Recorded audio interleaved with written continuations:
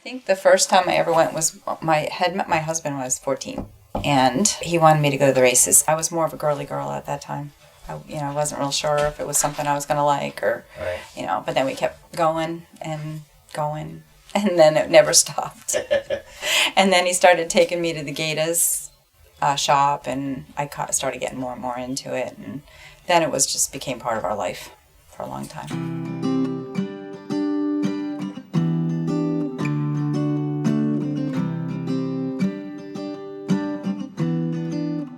And I went to the races, and they found out there was a powder puff coming up.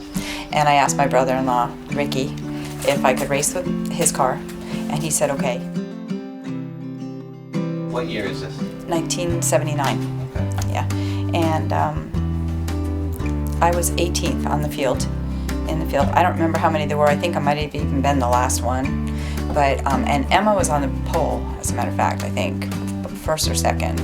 And I ended up second. She ended up first. But I had so much fun going through the field of cars. I thought they were all like standing still. I was like, when are they going to go, And I kept going. I had a ball on the track, and I just thought that was just the most awesome thing. And I always wanted to race it. I just thought it would be cool to get out there on the track, and that kind of clinched it for me. Right. So I asked my husband what he thought, and he thought it would be really cool to have a car, and so he said okay.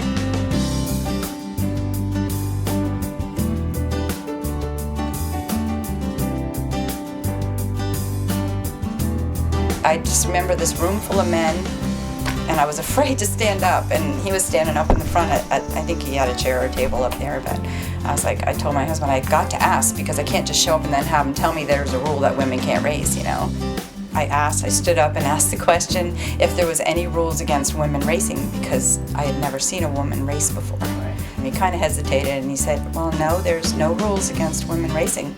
And so that's where I left it. I didn't say any more, and then we just started working on the car harder and made opening day and surprised everybody when I showed up. That was a really big deal. Powder puffs were still going on in the 70s, and to have a woman be a regular in a late model division or any division at the time was a big deal. I had been called Rae Ann all my life. So when I put the name on the car, I put Rae, hoping that nobody would notice I was a girl right away. With the name Rae, I might not even notice that she was a girl. I absolutely remember Rae. She was petite, thin, small, a small woman, and it was great to see her do good. It was pretty easy to remember because she was the first woman that I could recall to get into racing. She got into the super stock. I remember her coming in. She had a really, really nice looking car. She had a nice car. I think they had a body shop. The car came out beautiful every week. You go out and you paint this car all up, and it's just, you're looking at it thinking, I'm going to take it out there and wreck it. That's pretty much what went through my mind. I was always worried about wrecking the car, and then the very first race that I got out there, I wrecked the car, and we had to clip the front. So I'm like, well, I thought my husband would say, that's it, but it wasn't my fault, and because the men out there was a lot of them out there that did not want me there. They just really did not want me there. Definitely the guys didn't like her. I think she got roughed up a bunch of times.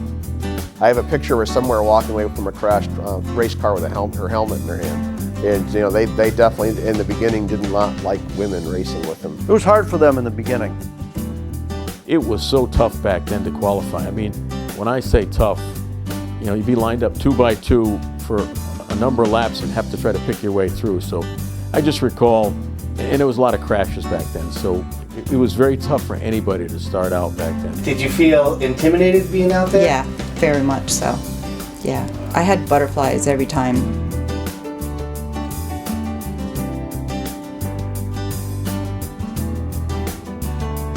I win, the only heat win that I had. Harry Rice was out there. And I was so excited, that I actually finally won a heat race, I went up to him and I said, I know you could have beat me, And I think Eddie Reed and him were battling behind me, and that's how come I got to win the race, because they were concentrating on each other. I'm thinking that's how it went, but he was so nice. He would not admit that. He let me win that race. Moose was always really nice to me. He was probably the only modified guy that actually acknowledged me, that I existed. They all just kind of ignored me. And Fuzzy Bear, he always had something to say. when I went to the track. He always told me, he always watched me when I was racing. But I do recall that she clearly made progress and eventually did well. I mean, the stands, I had a lot of fans in the stand.